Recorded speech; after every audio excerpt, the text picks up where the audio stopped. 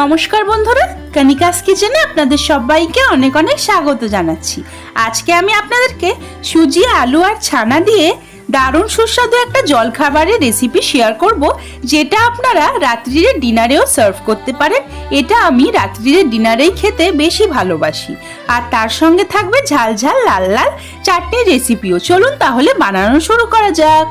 সবার প্রথমে একটা গরম কড়াইতে দিয়ে দিচ্ছি 1 টেবিল চামচ পরিমাণে রিফাইন্ড অয়েল। তেল খুব ভালো মতন গরম হয়ে গেলে দিয়ে দিচ্ছি কয়েকটা শুকনো লঙ্কা মানে ড্রাই চিলিস। এখন দিয়ে দিচ্ছি কিছুটা পরিমাণে কালো সর্ষে মানে ব্ল্যাক মাস্টার্ড। এইটাকে অল্প একটু ভেজে নিয়েছি। এখন দিয়ে দিচ্ছি একটুখানি চানা ডাল।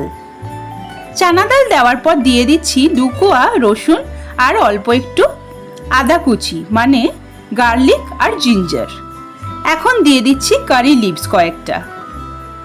কারি লিভস দিয়েই মতরে দিয়ে দিচ্ছি চিনে বাদাম মানে পিনাট।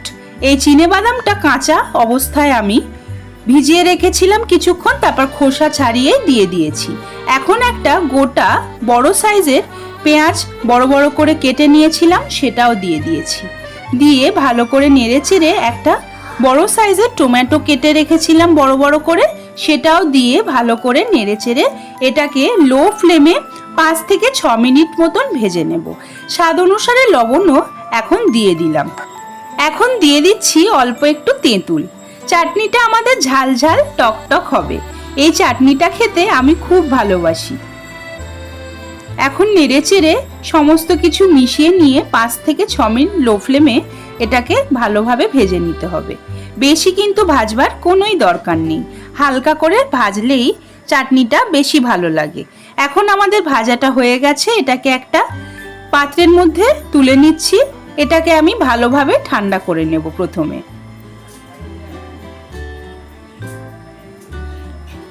চাটনির জন্য যে ভাজাটা আমরা বানিয়ে রেখেছিলাম সেটা একদম সম্পূর্ণ ঠান্ডা হয়ে গেছে। এবারে আমি এটাকে মিক্সার গ্রাইন্ডার জারের মধ্যে নিয়ে নিচ্ছি। এই চাটনি আপনারা ধোসা, ইডলি, উত্তাপাম, আপ্পাম সব কিছুর সঙ্গে পরিবেশন করতে পারেন। খেতে কিন্তু জাস্ট ফাটাফাটি লাগে।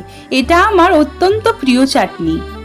চাটনি অনেক ধরনেরই হয়, সবার থেকে আমার এটাই খেতে ভালো লাগে। পুরোটাই আমি মিক্সার গ্রাইন্ডার জারের মধ্যে নিয়ে নিচ্ছি। এবার এটাকে একটা মিহি পেস্ট বানিয়ে নেব। দেখুন বন্ধুরা, মিহি পেস্ট আমার বানানো হয়ে গেছে। এবারে এটাকে আমি একটা বাটির মধ্যে ঢেলে নিচ্ছি।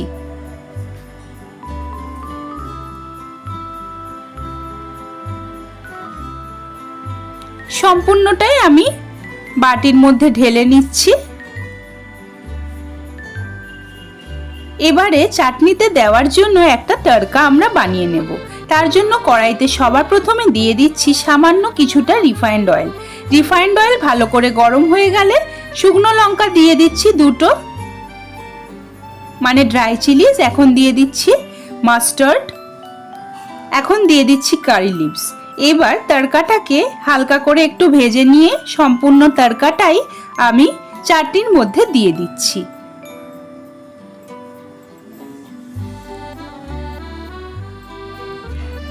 একটা চামচের সাহায্যে ভালো করে তড়কাটাকে চাটনির সঙ্গে মিশিয়ে নিচ্ছি।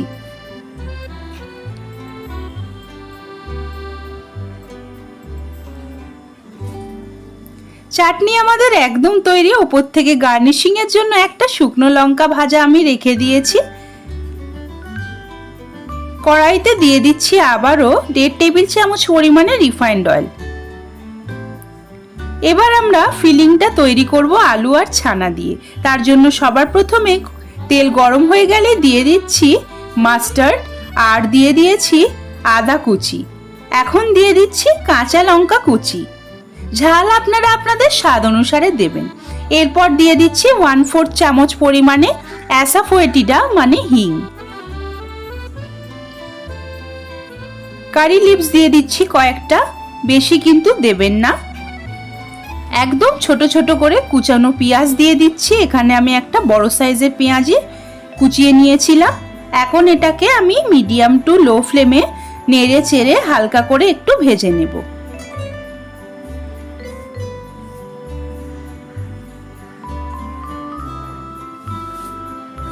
পেঁয়াজ হালকা করে ভাজা হয়ে গেলে একটা বড় সাইজের আলু আমি ভালো করে সেদ্ধ করে ম্যাশ করে নিয়েছিলাম, সেটা দিয়ে দিচ্ছি।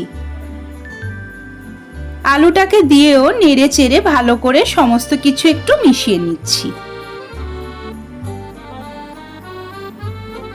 1 মিনিট ভাজার পর দিয়ে দিচ্ছি অল্প একটু 1/4 টিস্পুন পরিমাণে টারমারিক পাউডার মানে হলুদ গুঁড়ো। খুন্তি দিয়ে ভালো করে নেড়ে চেড়ে হলুদ গুঁড়োর সঙ্গে আলুটাকে মিশিয়ে নিয়েছি। এখন স্বাদ অনুসারে লবণটাও দিয়ে দিয়েছি।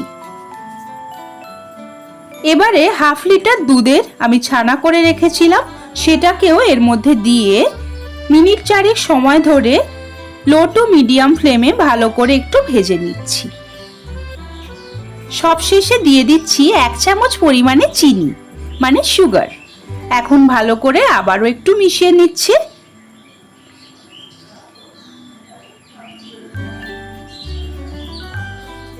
এখন আমাদের ফিলিং একদমই তৈরি। এবার এটাকে আমি একটা আলাদা পাত্রের মধ্যে নামিয়ে নেব।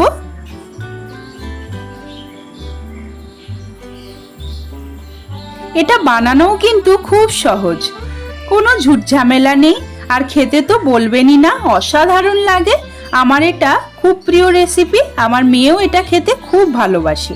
কড়াইতে আবারও কিছুটা পরিমাণে রিফাইন্ড অয়েল দিয়ে দিয়েছি, সামান্য একটু মাস্টার্ড দিয়ে দিয়েছি ফোড়নে, একটা শুকনো লঙ্কা মানে ড্রাই চিলি হাত দিয়ে একটু ফাটিয়ে দিয়েছি। 2 বাটি পরিমাণে দিয়ে দিচ্ছি জল, এমনি নর্মাল জলই দিয়েছি। স্বাদ অনুসারে লবণও এখন দিয়ে দিচ্ছি। এখন আমরা সুজির মাখাটা তৈরি করব, তারই প্রিপারেশন করছি। 1 চামচ দিয়ে দিয়েছি চিনি। এবার জলটাকে একটু ফুটতে দেব।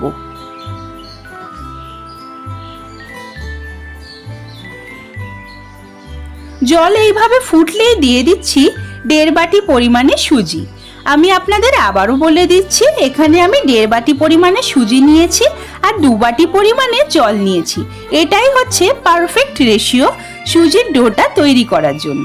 এবারে নেড়ে চেড়ে যতক্ষণ না পর্যন্ত একটা টাইট ডো আমরা পাচ্ছি ততক্ষণ নেড়ে যেতে হবে। দেখুন বন্ধুরা, ডোটা আমাদের কি সুন্দর টাইট হয়ে গেছে। এবার আমি গ্যাসের ফ্লেমটাকে নিভিয়ে দিয়েছি। এটাকে একটু ঠান্ডা করে নেব। এটাকে কিন্তু বেশি ঠান্ডা করা যাবে না, না হলে মাখতে অসুবিধা হবে। একটু ঠান্ডা হলেই আমি এর উপর দিয়ে দিচ্ছি ধনেপাতা কুচি।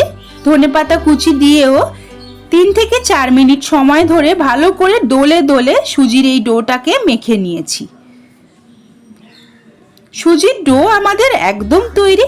এবারে এটা থেকে আমি আপনাদেরকে লেচি কেটে দেখিয়ে দিচ্ছি। যেরকম আমরা লেচি কাটি সেরকমই লেচি কেটে আঙুল দিয়ে একটা বাটির মতন বানিয়ে নেব।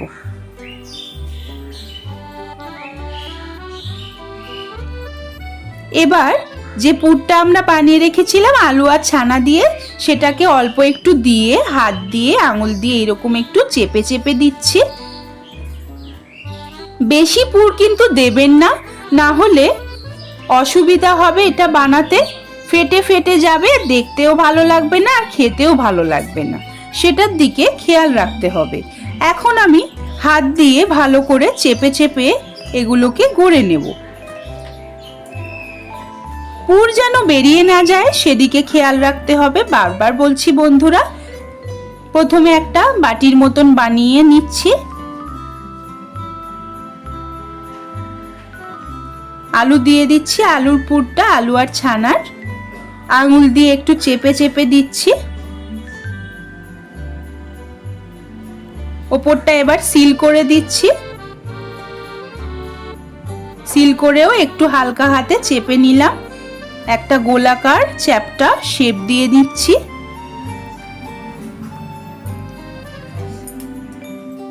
প্রত্যেকটা আমি ওই একই প্রসেসে গড়ে নিয়েছি। দেখতেই পাচ্ছেন বন্ধুরা কি সুন্দর দেখতে হয়েছে। এবারে আগে থেকেই গামলায় আমি কিছুটা পরিমাণে জল বসিয়ে রেখেছিলাম স্টিম হওয়ার জন্য।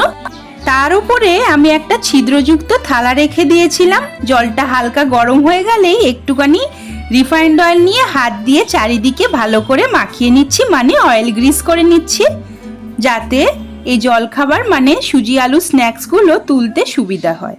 এবারে দিয়ে দিচ্ছি ওই সুজি আলু স্ন্যাক্সগুলোকে। ওপর কিন্তু দেবেন না, ওপর দিলে দেখতে ভালো লাগবে না। প্রত্যেকটা স্ন্যাক্স আমি এইভাবে দিয়ে দিচ্ছি লাইন করে করে, যতটা ধরে আর কি ততটাই দেব, ওপর দেব না।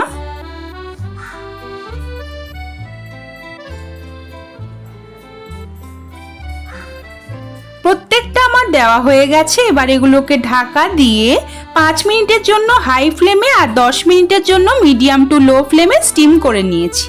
এবার আমি ঢাকনা খুলে নিচ্ছি। দেখুন বন্ধুরা কি সুন্দর চকচক করছে, তার মানে আমাদের স্ন্যাক্স একদম তৈরি, রেডি টু সার্ভ। এবার এটাকে আমি নামিয়ে নেব।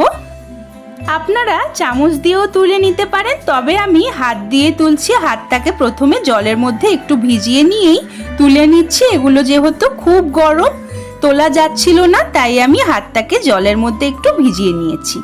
প্রত্যেকটা আমি ওইভাবেই তুলে নিচ্ছি।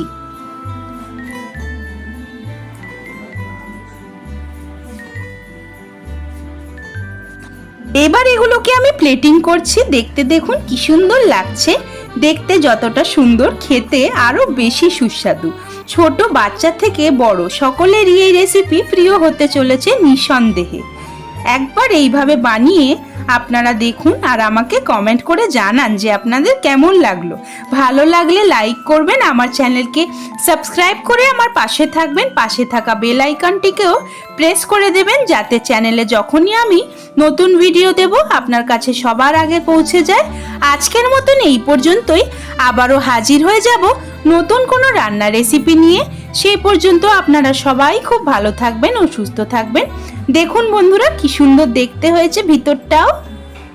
এবার এটাকে আমি ওই ঝাল চাটনির সঙ্গে পরিবেশন করব। এতক্ষণ ধৈর্য ধরে ভিডিওটি দেখার জন্য আপনাদের অনেক অনেক ধন্যবাদ।